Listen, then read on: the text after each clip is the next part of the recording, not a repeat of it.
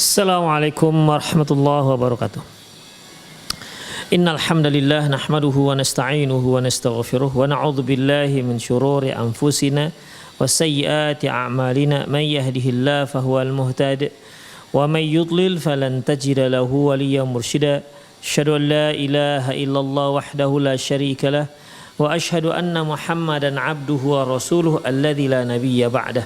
Wa qala Allah subhanahu wa ta'ala ya ayyuhalladzina amanu taqullaha haqqa tuqatih wa la tamutunna illa wa antum muslimun. Wa qala azza man qala ya ayyuhalladzina amanu taqullaha wa qulu qawlan sadida yuslih lakum a'malakum wa yaghfir lakum dhunubakum wa man yuti'illaha wa rasulahu faqad faza fawzan 'azima.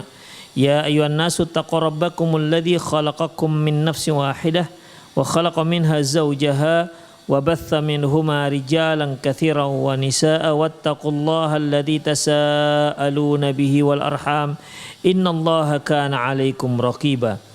أما بعد إن أصدق الحديث كتاب الله وخير الهدي هدي محمد صلى الله عليه وسلم وشر الأمور محدثاتها وكل محدثة بدعة وكل بدعة ضلالة وكل ضلالة في النار. Kaum muslimin dan kaum muslimat, para pemirsa Rosyad TV dan pendengar Radio Medan Mengaji dimanapun Anda berada, alhamdulillah kembali kita bertemu dalam kajian kitab Fiqh Tarbiyatil Abna. Yang lalu telah kita sampaikan bahwasanya anak-anak perlu juga diceritakan kepada mereka kisah-kisah para nabi, kisah-kisah orang soleh. Dan di sini diberikan contoh seperti menceritakan kisah Nabi Ibrahim alaihi salatu wassalam, ya Khalilur Rahman, bagaimana perjuangan beliau yang pada waktu itu beliau hanya sendirian melawan umatnya yang berada di atas kesesatan dengan berbagai macam sesembahan yang mereka lakukan, mulai dari makhluk-makhluk bumi sampai makhluk langit itu disembah oleh kaum Nabi Ibrahim pada saat itu, sampai beliau dibakar oleh kaumnya dan Allah Subhanahu wa taala selamatkan beliau. Kemudian beliau juga bagaimana beliau mentaati Allah Subhanahu wa taala dalam semua perintah-perintah Allah Subhanahu wa taala, hingga Allah Subhanahu wa taala menyatakan wa Ibrahim alladzi waffa, dan Ibrahim yang telah melaksanakan semua perintah-perintah Allah Subhanahu wa taala. Demikian juga halnya anak beliau yaitu Ismail alaihi salam. Unzur ila hadhihi sakinati allati anzalaha Allahu alaihi wa tama'ninati allati askanaha Allahu fi qalbihi wa abuh yukhatibuhu fayaqulahu. Coba Anda perhatikan bagaimana ketenangan yang Allah Subhanahu wa taala turunkan kepada Ismail, ya. Dan juga ketenangan yang Allah Subhanahu wa taala turunkan kepada ayahnya, di mana si ayah mengatakan kepada anaknya, maksudnya Nabi Ibrahim alaihissalatu wassalam mengatakan kepada anak beliau Ismail alaihissalam, ya, yang merupakan anak yang sudah lama dia impi-impikan, yang dia idam-idamkan, dan ternyata Allah Subhanahu wa taala takdirkan beliau mendapat anak di saat beliau sudah masuk pada masa tua. Bahkan istri beliau pun yaitu Sarah dalam keadaan yang mandul. Tapi Allah Subhanahu wa taala jika menginginkan sesuatu, cukuplah Allah katakan kun, maka jadilah dia. Demikian ikhwah. Namun begitupun ketika beliau sudah mendapatkan anak, ya, yang sudah cukup lama beliau nanti, ya, kita tahu bagaimana sayangnya kita kepada anak-anak kita, karena itu merupakan sudah tabiat manusia. Sampai Allah mengatakan al-malu wal banuna zinatul hayatid dunya. Sesungguhnya al-malu wal banun, harta dan anak itu merupakan perhiasan dunia. Artinya yang membuat kita tenang, yang membuat kita lalai juga bisa. Perhiasan dunia yang membuat kita betah dengan harta tersebut, yang membuat kita betah dengan anak-anak tersebut. Itulah ikhwah rahimanallahu wa iyyakum. Ya, ternyata ketika Allah Subhanahu wa taala anugerahkan beliau seorang anak yang sangat dia cintai, buah jantung sibiran tulang, ternyata pada usia sudah sampai usia yang bisa membantu ayahnya. Ternyata Allah Subhanahu wa taala masih memberikan cobaan kepada Nabi Ibrahim. Sejak beliau punya anak, begitu anak lahir, Allah Subhanahu wa taala perintahkan Nabi Ibrahim untuk mengasingkan anaknya di Ka'bah, di Mekah, yang pada waktu itu tidak ada apapun, tidak ada air, tidak ada pepohonan, apapun tidak ada, tandus setandus-tandusnya. Oleh karena itu Allah Subhanahu wa taala sebutkan dalam Al-Quran, Rabbi inni askantu min dzurriyyati biwadin ghairi dzi zar'in inda baitikal muharram. Ya Allah, sungguhnya aku telah menempatkan keturunanku, telah meletakkan keturunanku di lembah yang tidak ada pepohonan, di dekat rumahmu yang haram, maksudnya dekat Ka'bah. Demikian ikhwah rahiminallahu wa iyyakum. Ya, siapapun orang tua pastilah akan muncul rasa teganya.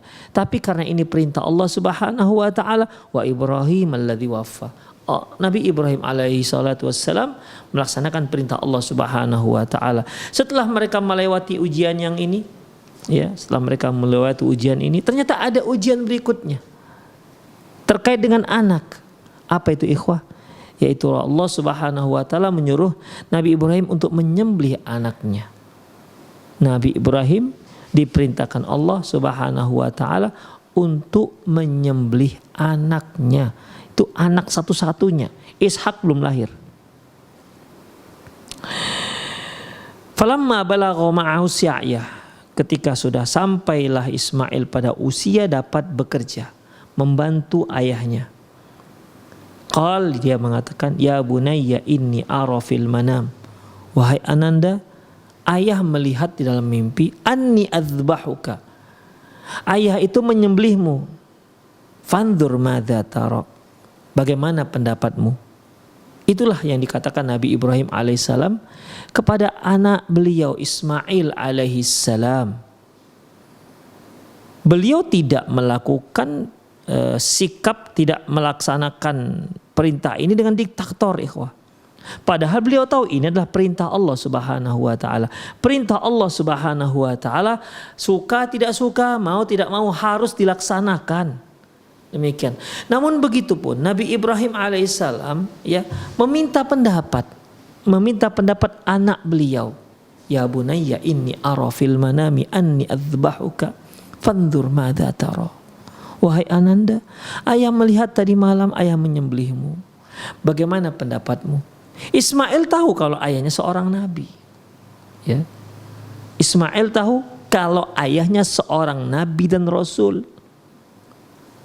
Oleh karena itu Nabi Ismail dengan tenang mengatakan, ya abati fa'al ma tu'mar. Wahai ayahanda, laksanakan apa yang diperintahkan Allah kepadamu. Demikian ikhwah. Itu menunjukkan bahwasanya Ismail tahu persis tentang status ayahnya ini sebagai apa. Tahu persis.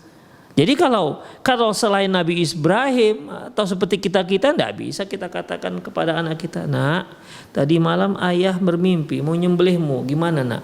Oh, nggak bisa, nggak diterima sama sekali. Ya, nggak diterima. Nggak ada Allah Subhanahu wa taala mewahyukan seperti itu. Karena jelas bertentangan dengan Islam. Demikian ikhwah rahimanallahu wa iyyakum. Dan tidak ada orang yang dapat wahyu setelah Rasulullah sallallahu alaihi wasallam.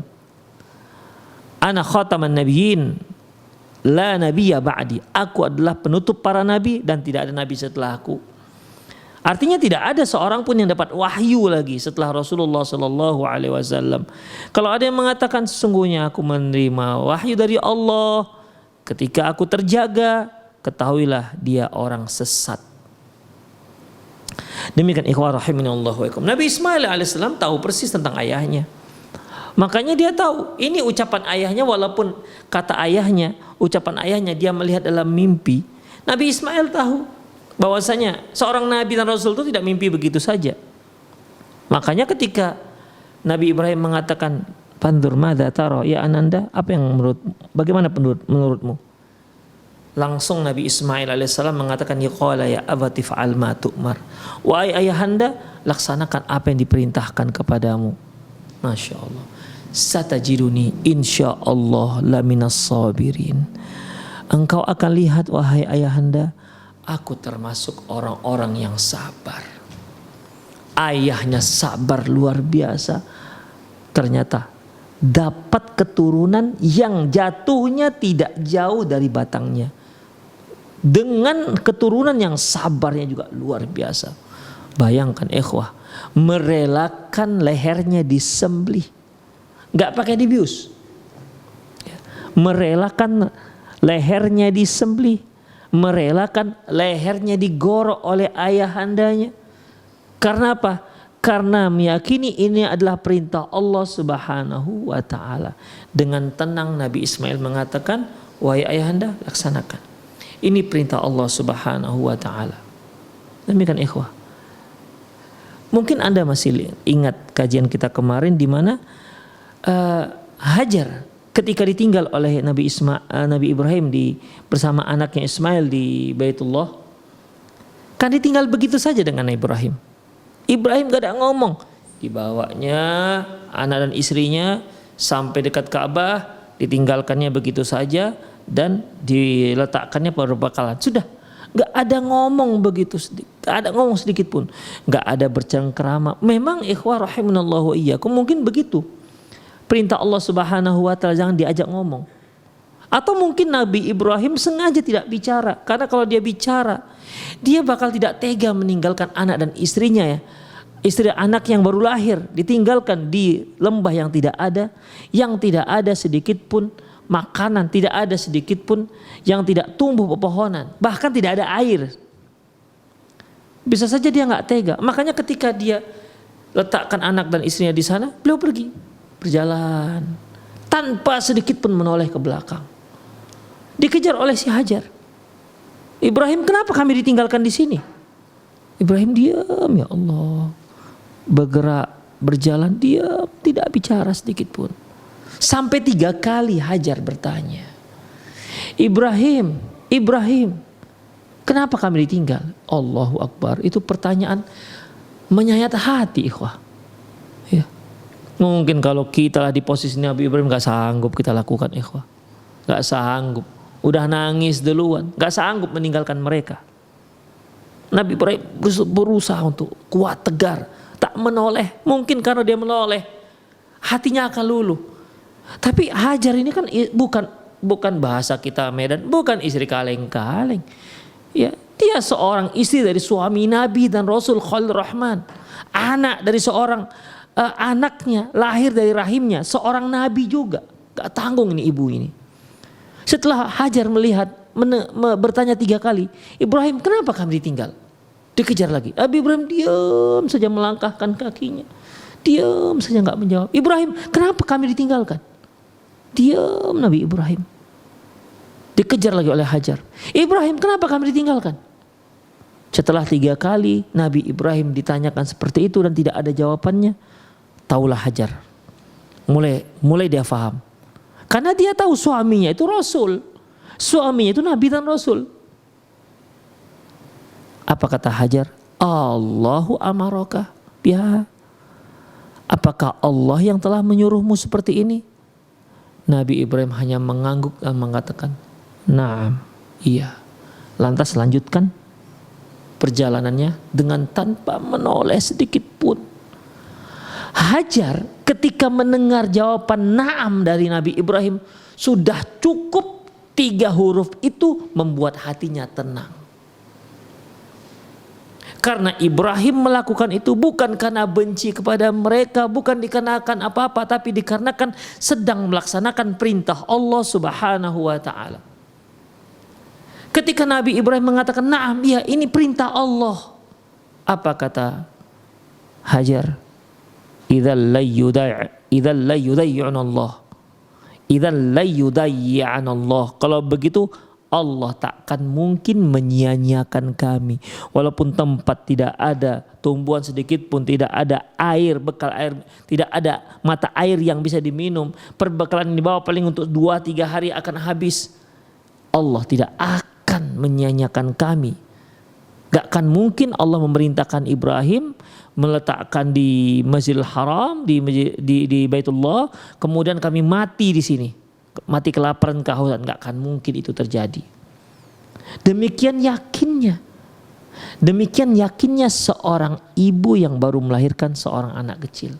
Yakin, tawakal luar biasa, tidak punya apa-apa, hanya perbekalan untuk sehari 2 hari.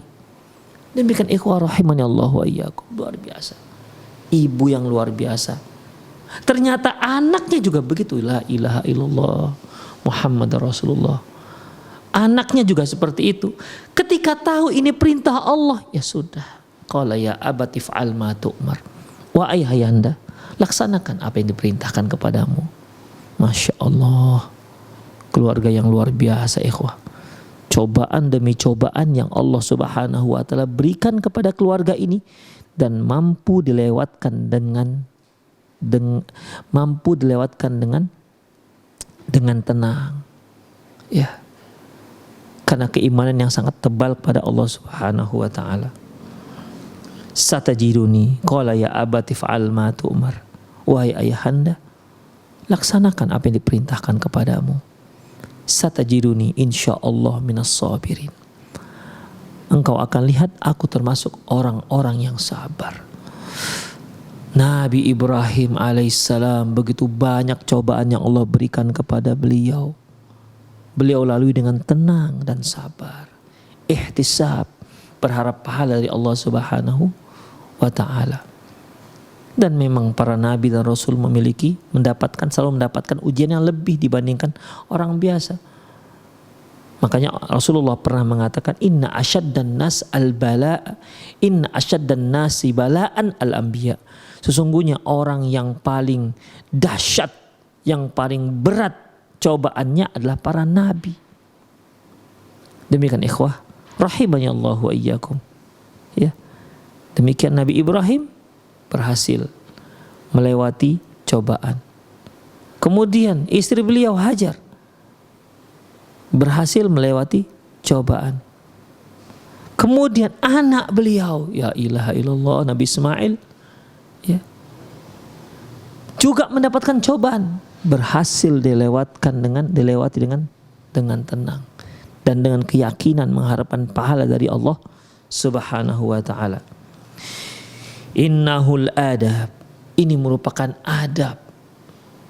Innahul iman, ini merupakan keimanan. Innahus sabar wal ihtisab, ini adalah kesabaran dan berharap pahala dari Allah. Istaslama Ibrahimu wa ibnuh Ismailu li amrillahi azza wa jalla. Nabi Ibrahim dan anaknya menyerah, ya, menyerahkan diri, ya, menyerahkan diri dan terhadap perintah Allah Subhanahu wa taala. Karena memang ikhwah, Islam itu ya istislam, menyerahkan diri kepada Allah, pasrah dan tunduk kepada Allah Subhanahu wa taala. Itulah seharusnya. Nabi Ibrahim dan Nabi Ismail pasrah. Ya. Terserah apa yang diperintahkan oleh Allah, mereka akan lakukan. Bahkan mereka rela mengorbankan jiwa raga beliau untuk melaksanakan perintah Allah Subhanahu wa taala, dan mereka lakukan itu dengan tenang, dengan sabar dan berharap pahala dari Allah Subhanahu wa taala. Kemudian turiha Ismailu ala wajhi al-ard. Maka Nabi Ibrahim pun meletakkan wajahnya di atas bumi, artinya siap disembelih. Wa ata abuhu bisikin, kemudian datanglah ayahnya dengan membawa pisau. Ya, ketika mau disembelih, walakin Allah anzal fida, tapi Allah Subhanahu wa taala, ya, menukar Ismail dengan seekor kambing yang sangat gemuk. Falamma aslama wa tallahu lil jabin, ketika kedua-duanya sudah pasrah tunduk, wa tallahu lil jabin, pisau ini sudah berada di kening, tinggal meletakkan ke atas leher. Wa nadainahu ayya Ibrahim, Kami panggil Ibrahim, hai Ibrahim, qad saddaqta ru'ya. Kamu telah mengimani mimpimu, mengimani, melaksanakan wahyu yang telah diwahyukan kepadamu. Demikian ikhwah. Dalam beberapa ayat berikutnya, wa fadainahu bidzibhin azim, dan kami tebus Ismail dengan seekor kambing yang sangat gemuk. Begitulah ikhwah. Ya. Sudah tinggal detik-detik akhir disembelihnya leher Nabi Ismail alaihissalam. Ya. Ini menunjukkan mereka benar-benar mau melaksanakan perintah Allah. Tapi Allah tukar. Enggak jadi Ismail disembelih. Tukar dengan seekor kambing. Begitulah ikhwah rahimanallahu wa iyyakum. Sejak itulah disyariatkannya menyembelih kurban di tanggal 10 Dzulhijjah. Itu dari keberkahan Nabi Ibrahim. Bayangkan ikhwah rahimanallahu iyyakum, sejak zaman Nabi Ibrahim sampai sekarang penyembelihan kurban dilakukan. Itu diawali sejak kisah Nabi Ibrahim dan Nabi Ismail alaihissalam. Coba bayangkan ikhwah, berapa banyak pahala Nabi Ibrahim, berapa banyak pahala Nabi Ismail, karena mereka yang melakukan ibadah ini dan mengajarkan kepada umat manusia. Man sanna sunnatan hasanatan falahu ajruhu wa ajru man amila biha. Barang siapa yang mengajarkan sebuah sunnah yang baik, maka dia mendapatkan pahala dan pahala orang yang mengikuti amalan baiknya dia. Coba bayangkan ikhwah, sejak Nabi Ibrahim sampai kita sekarang masih dilaksanakan syariat Nabi Ibrahim tersebut. Berapa banyak pahalanya Nabi Ibrahim. Luar biasa ikhwah. Wa fadainahu bidzibhin azim, dan kami tukar dia dengan sembelihan yang sangat gemuk. Innahul faraju ba'dal karb. Sungguh ini merupakan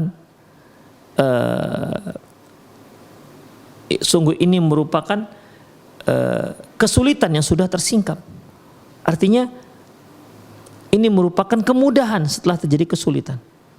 Wan nasru ba'das sabr, dan pertolongan setelah melakukan kesabaran. Wal yasiru ba'dal usr, dan kemudahan setelah kesulitan. Falillahil hamdu rabbis samawati wa rabbil ardi rabbil alamin. Segala puji bagi Allah, Rabb sekalian, Rabb sekalian langit dan bumi, dan Rabb sekalian alam. Demikian ikhwah rahimanallahu wa iyyakum. Wa yusyariku Ismailu abahu fi fi'il khairat. Tidak hanya sampai di sana, Ismail alaihissalam juga ikut andil dalam berbuat baik bersama ayahnya. Jadi dia berpartisipasi membantu ayahnya untuk melakukan berbagai macam kebaikan. Wa ta'awanu 'alal birri wat taqwa. Ini juga perintah Allah Subhanahu wa taala. Hendaklah kalian saling tolong menolong untuk perbuatan baik dan ketakwaan. Wala ta'awanu 'alal itsmi wal 'udwan, dan jangan kalian saling tolong menolong untuk perbuatan dosa dan permusuhan. Nabi Ismail alaihissalam, beliau ikut andil dalam berbuat baik bersama ayahnya, ikut berpartisipasi untuk menebarkan kebaikan-kebaikan di tengah umat manusia. Itulah Nabi Ismail alaihissalam. Termasuk yarfa'u qawa'idal baitil haram ma'abih, termasuk Ismail ya mengangkat ataupun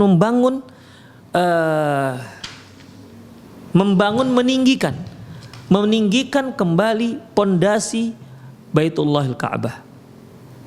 Itu dia, membangun kembali pondasi Baitullahil Ka'bah bersama ayahandanya. Allah Subhanahu wa ta'ala firman, wa idh yarfa'u Ibrahimul qawa'ida minal baiti wa Ismail rabbana taqabbal minna. Ketika Nabi Ibrahim dan Nabi Ismail meninggikan pondasi Ka'bah, apa kata mereka?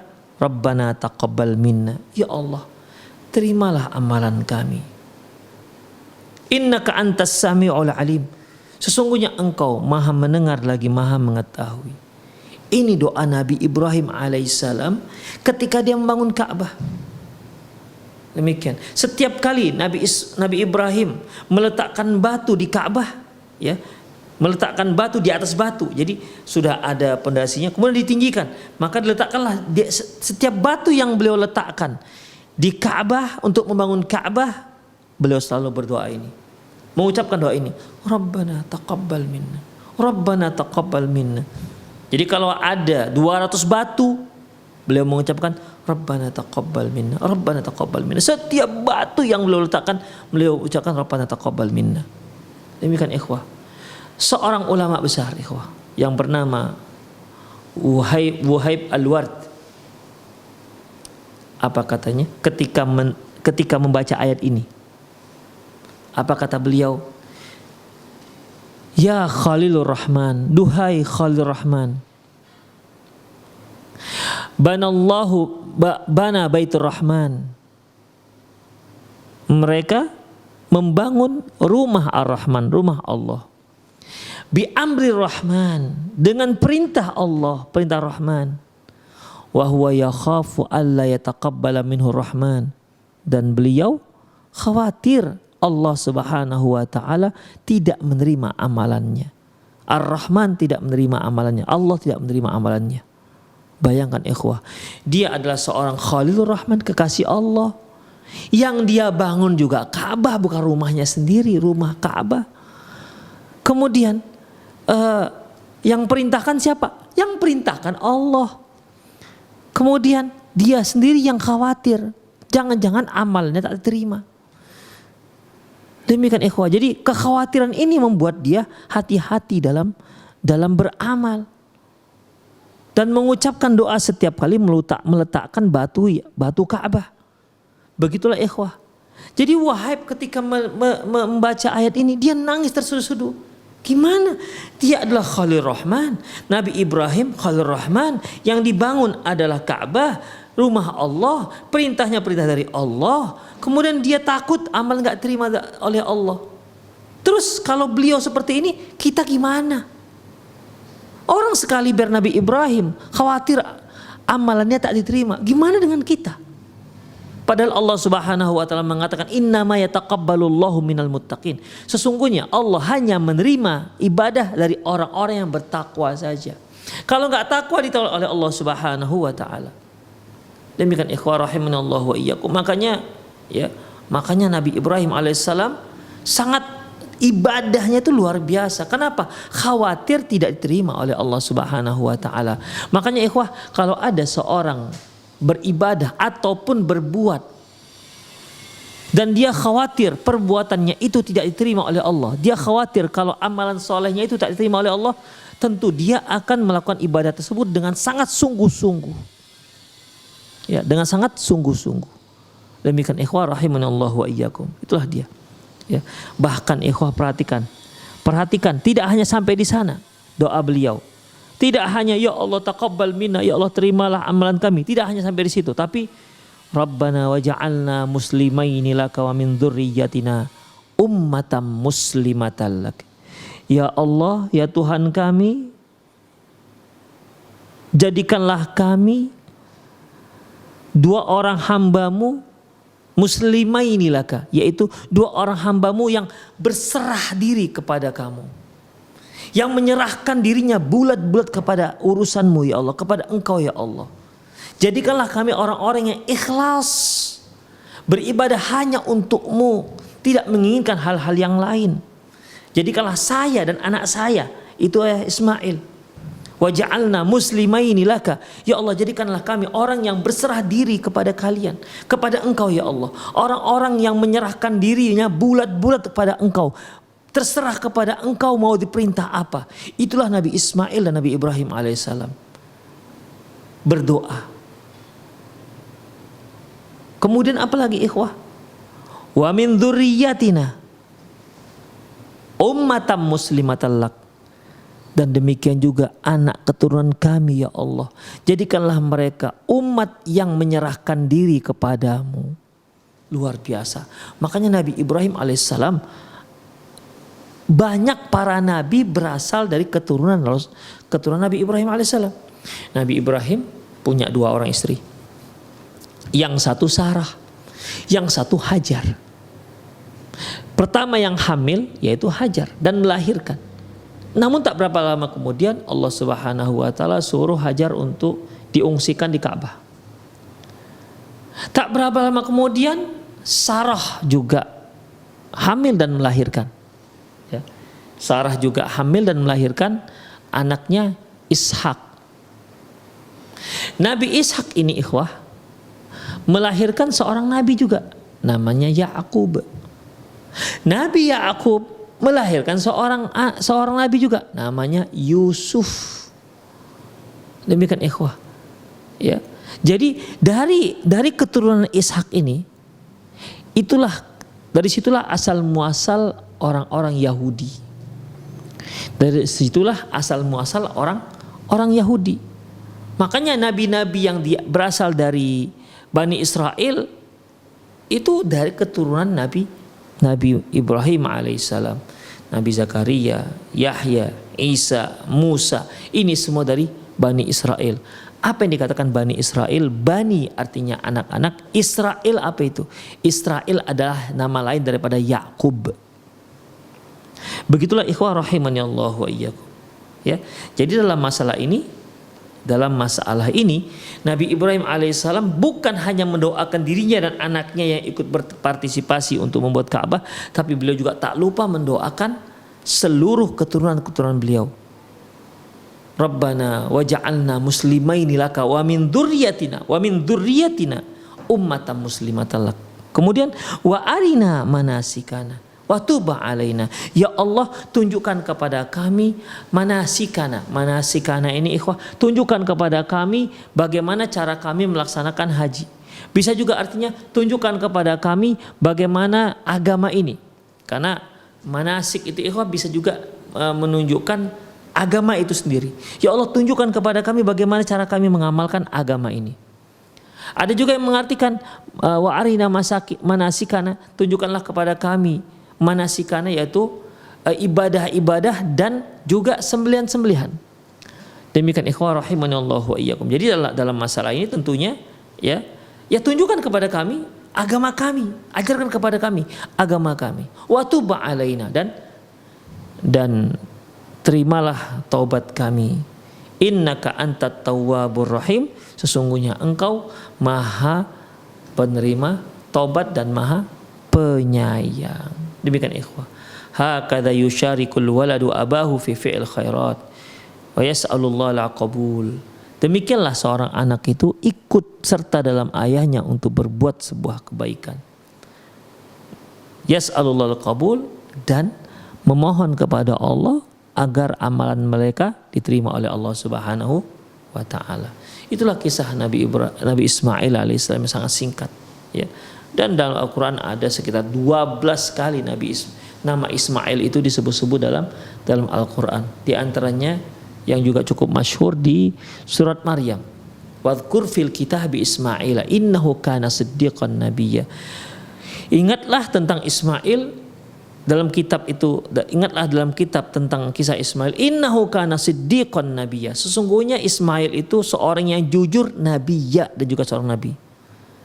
Wa kana ya'muru ahlahu bis salati waz zakah, dan dahulu beliau menyuruh keluarganya untuk melaksanakan salat dan zakat.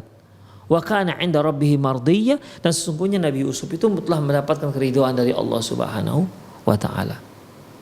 Demikian ikhwah rahimanallah wa iyyakum. Ya, itulah kisah Nabi Ismail alaihissalam. Baik.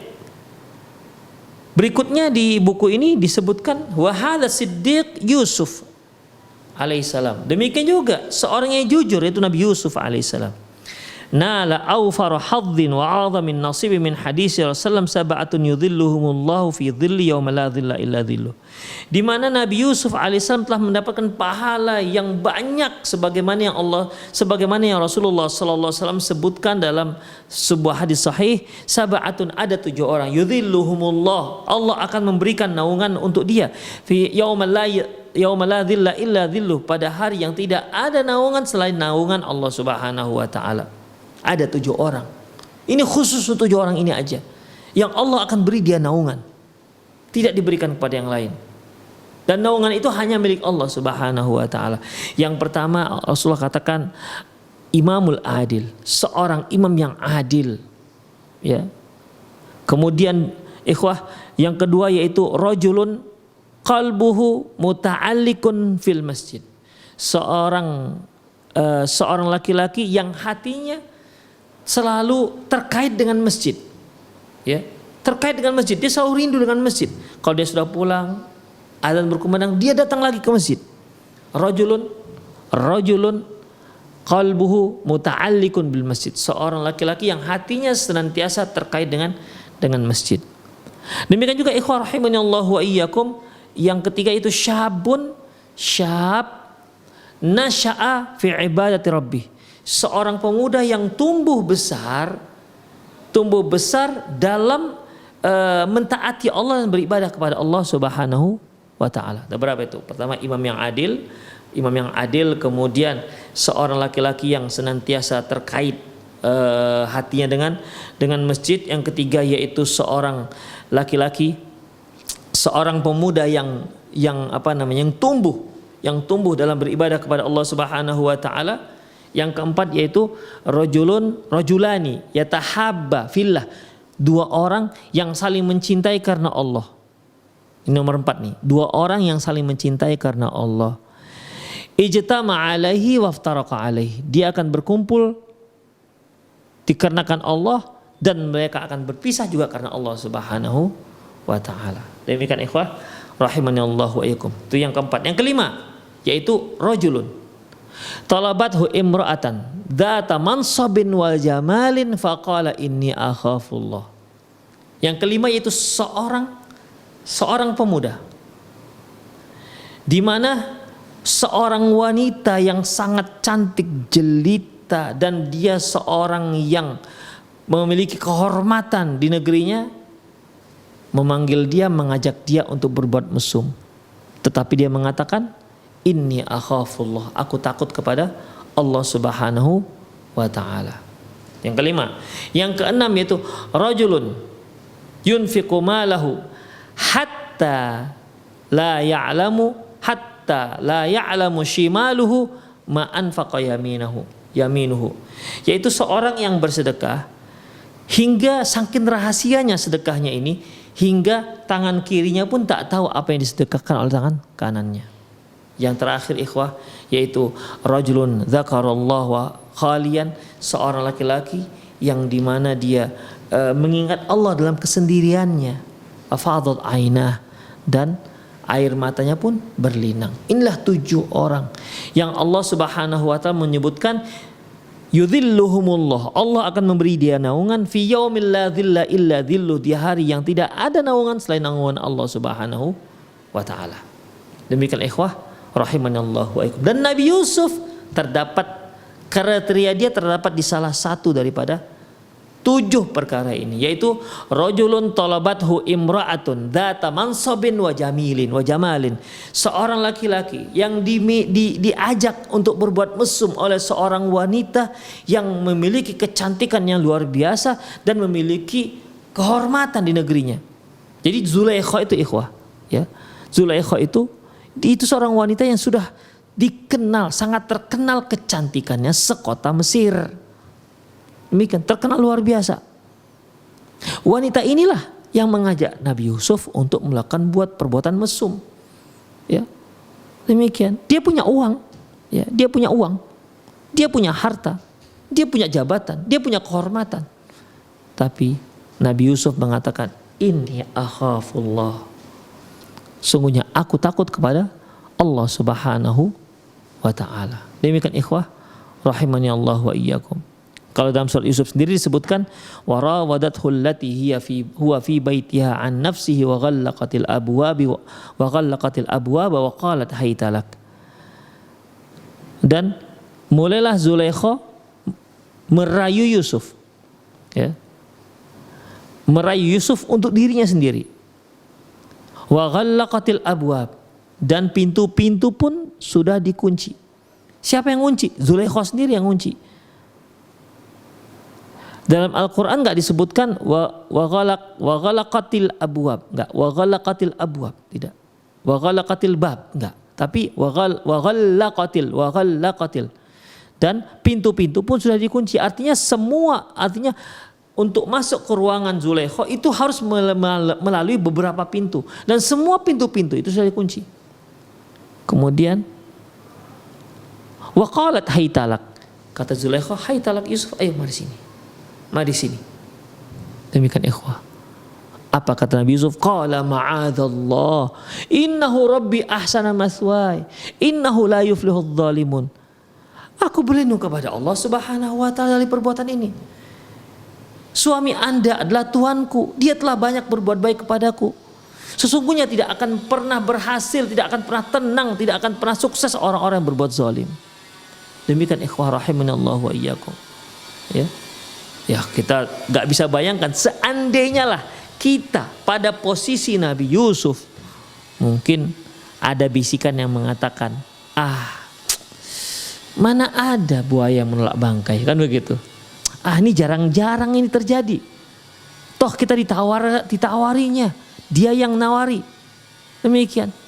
Jadi ikhwah, ya kalau posisi kita, saya nggak yakin nggak tergoda.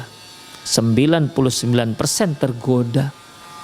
Bayangkan ikhwah, yang ngajak itu wanita tercantik, ya, wanita tercantik se-Mesir. Kemudian dia punya uang. Coba bayangkan ikhwah, kalau ada seorang wanita seperti ini, dia yang ngajak. Kalaupun seorang laki-laki takut untuk memenuhi perbuatannya, memenuhi panggilannya, kan dia punya pertimbangan. Ini dia punya jabatan, ini dia punya pengaruh.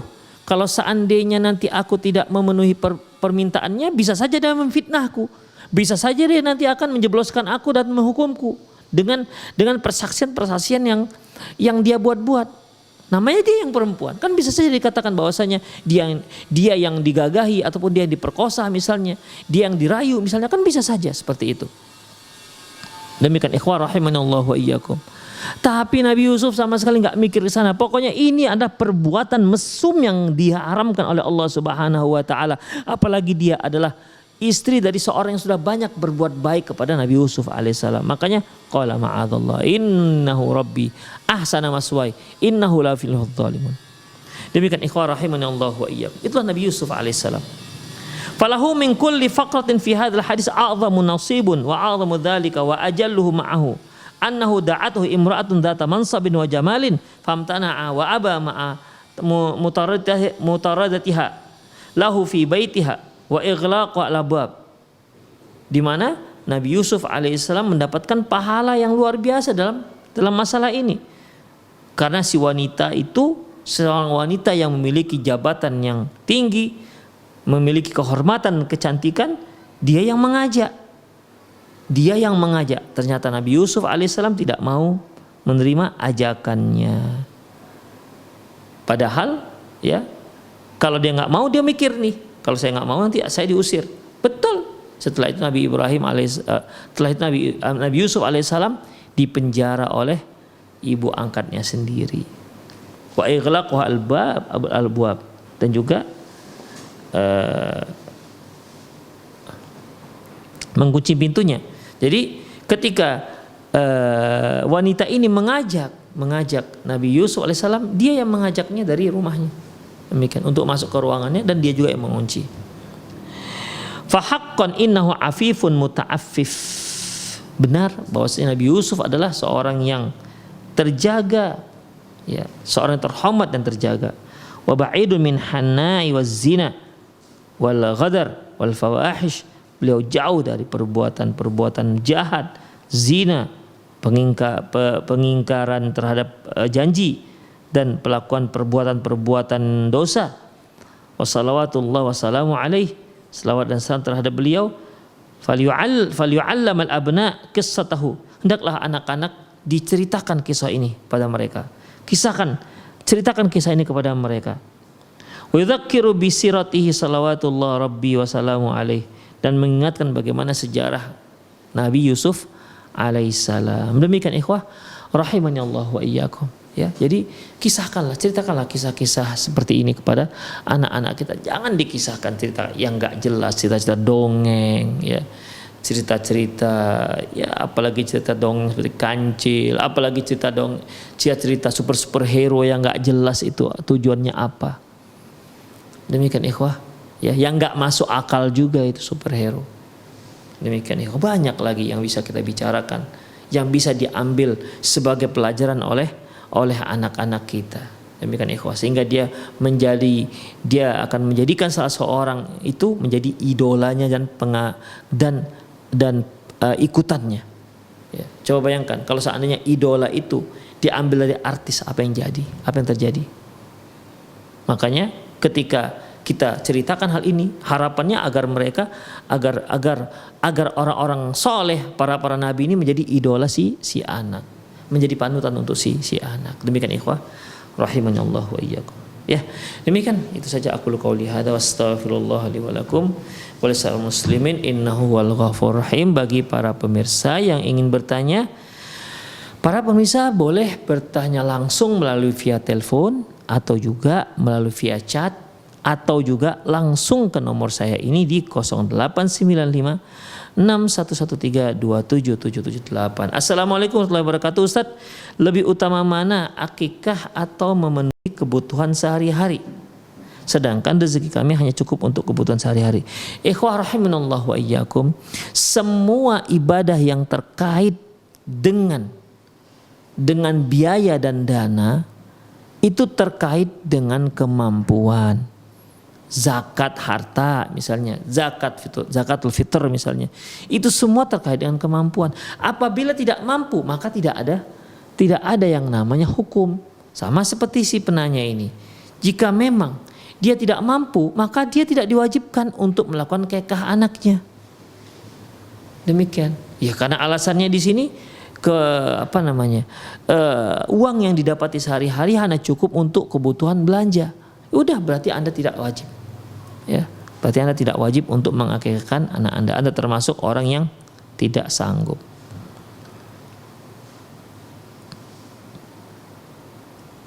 Ustaz, adakah pelajaran dari kisah Nabi Ibrahim yang berdakwah seumur hidup? Beliau hanya sedikit saja yang menerima dakwah. Ada, ikhwah. Gak banyak. Yang mengikuti Nabi Ibrahim itu gak banyak. Ya, tidak banyak. Ya. Dan para nabi itu bahkan ada yang tak ada pengikut. Masya Allah. Ada yang pengikutnya hanya satu, ada yang pengikutnya hanya dua, ada yang pengikutnya hanya rohtun. Rohtun itu dari 3 sampai 9. Sebagaimana dalam sebuah hadis panjang atau yang masyhur dengan hadis yang masuk surga dengan tanpa hisab, di mana Rasulullah SAW melihat ada seorang nabi tak ada pengikutnya sendiri. Dia datang sendiri, tak ada pengikut sama sekali. Ada seorang nabi yang pengikutnya hanya 1 orang. Ada yang pengikut nabi yang pengikutnya rohtun, artinya dari 3 sampai 9. Demikian ikhwah. Hingga akhirnya datanglah satu rombongan besar. Rasulullah bertanya kepada Jibril, Jibril itu siapa? Umat siapa? Itu umat Musa. Ya, itu adalah umat Musa.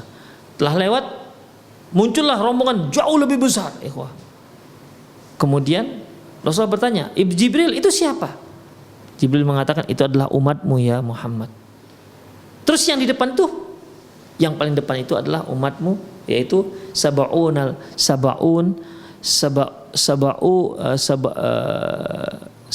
rijal, yaitu 70 orang. Sab'un la yadkhulul jannah, sab'un yadkhulul jannah bighairi hisab, di mana 70.000 orang ini akan masuk ke dalam surga dengan tanpa hisab. Dengan syarat yaitu la yastarqun, tidak minta diruqyah. Yang kedua, wala yaktawun, tidak juga melakukan pengobatan dengan cara melekatkan besi panas.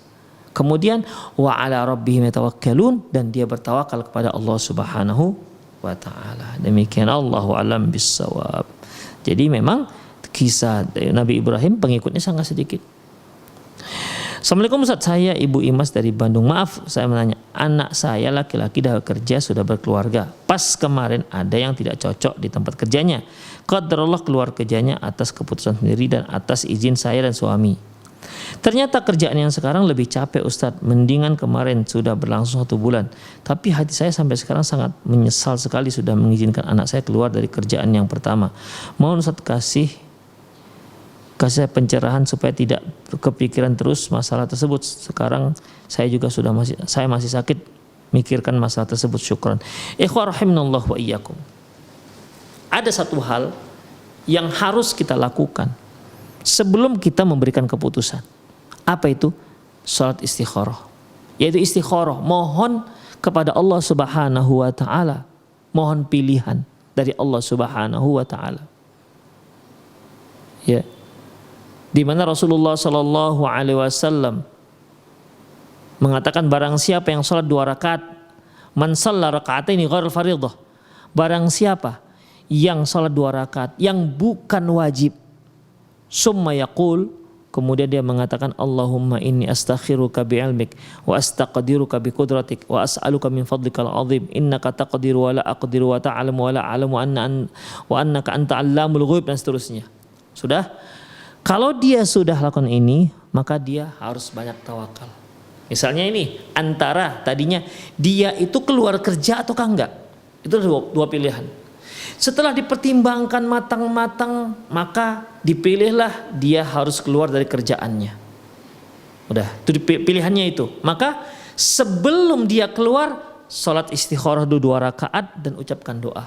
Allahumma inni astakhiruka bi'ilmik wa astaqdiruka, dan seterusnya. Allahumma, ya Allah, apabila keluarku ini dari pekerjaan itu baik untukku, untuk agamaku, baik dalam waktu yang singkat maupun dalam waktu yang lapang, maka mudahkan aku untuk keluar.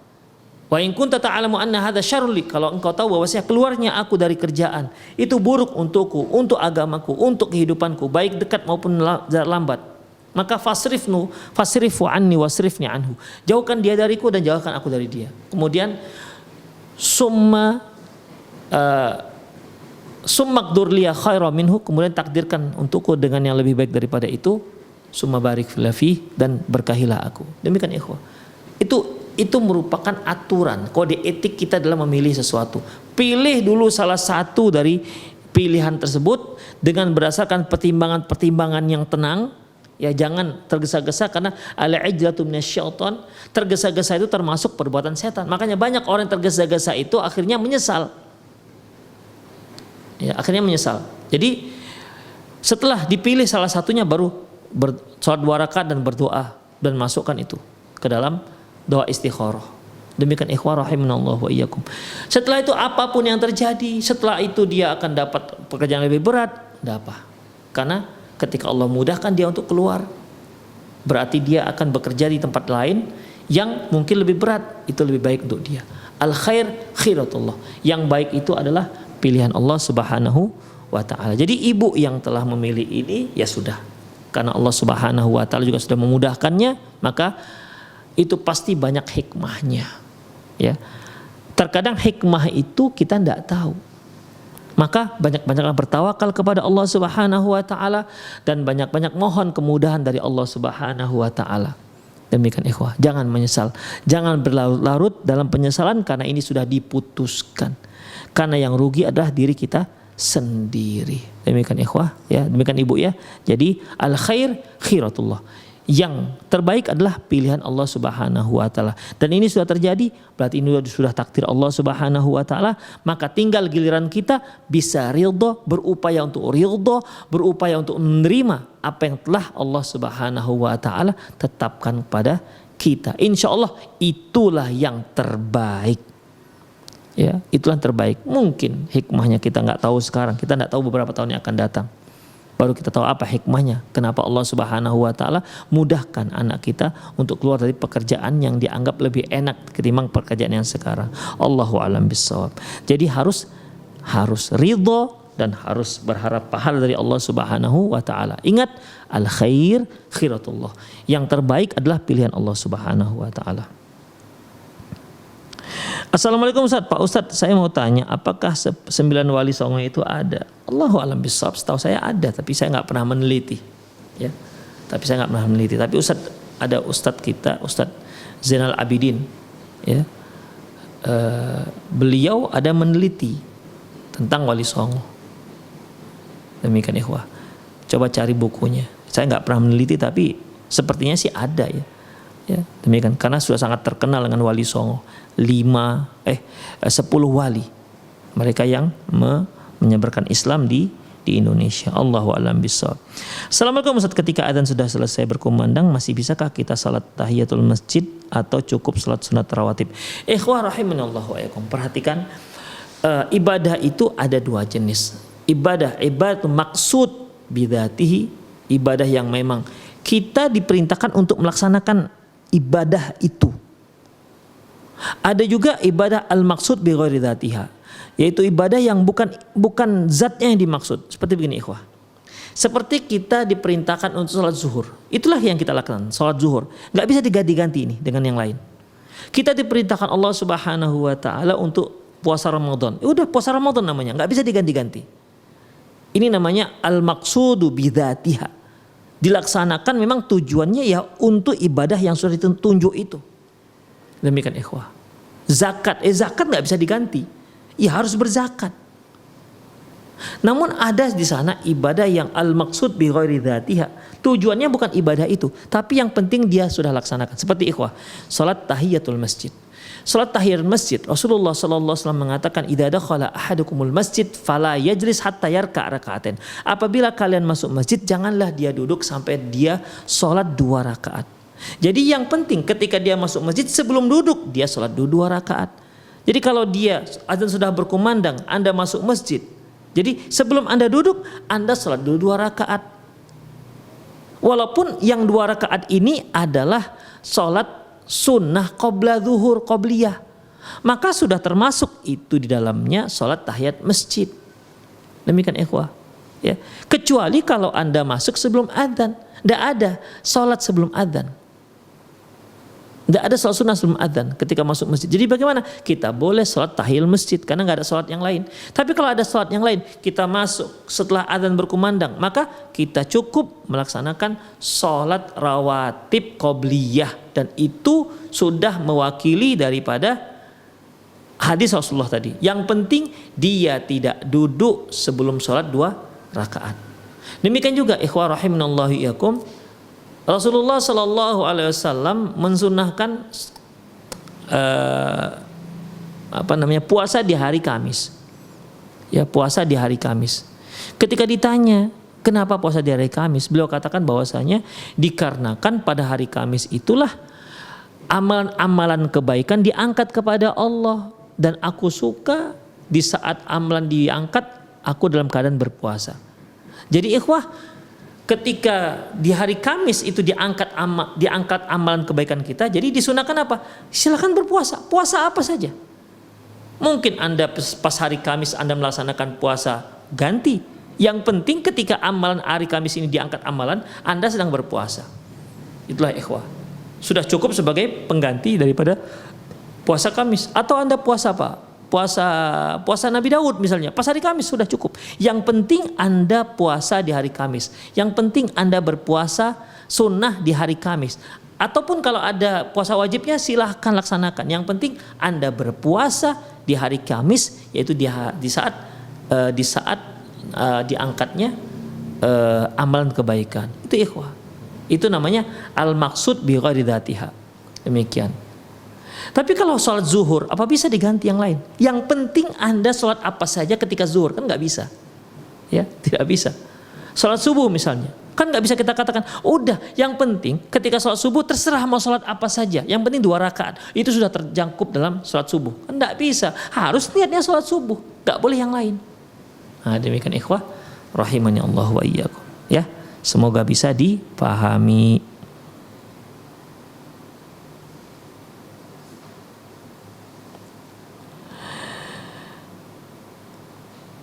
Assalamualaikum Ustaz, Ana mau bertanya, siapa saja yang jadi mahram bagi anak perempuan yang lahir di luar nikah?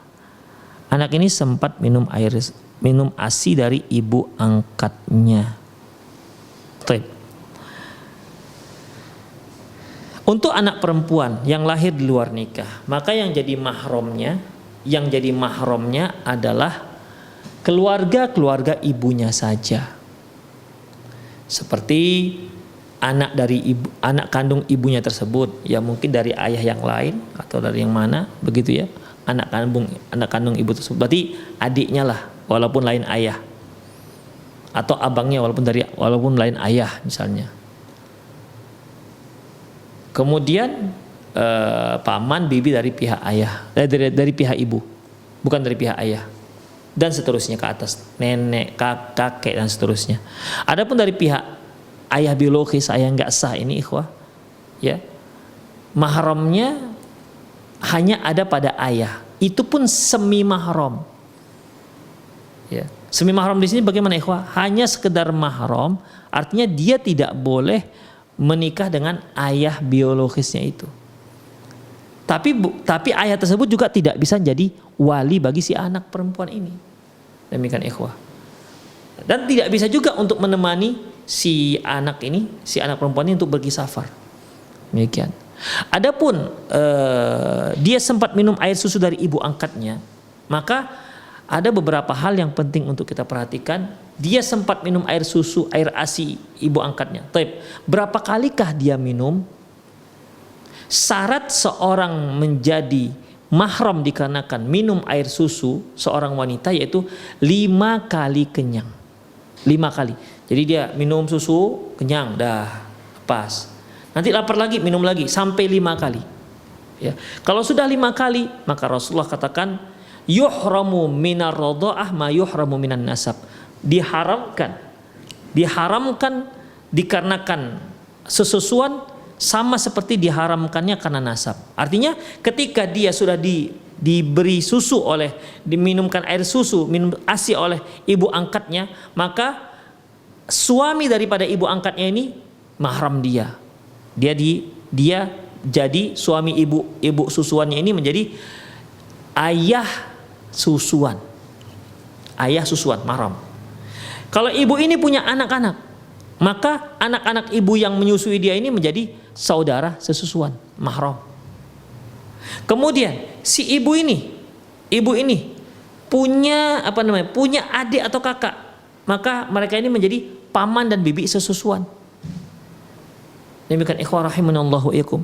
Demikian juga suami ibu ini punya anak, punya saudara-saudara, maka adik dan kakak, abang ataupun adik atau kakak dari ayah yang dari laki-laki dari suami yang ibu yang menyusui ini, yang ayah susuan tadi itu. Jadi kalau ayah susuannya itu punya saudara-saudara, maka mereka itu adalah juga termasuk paman susuan mahram.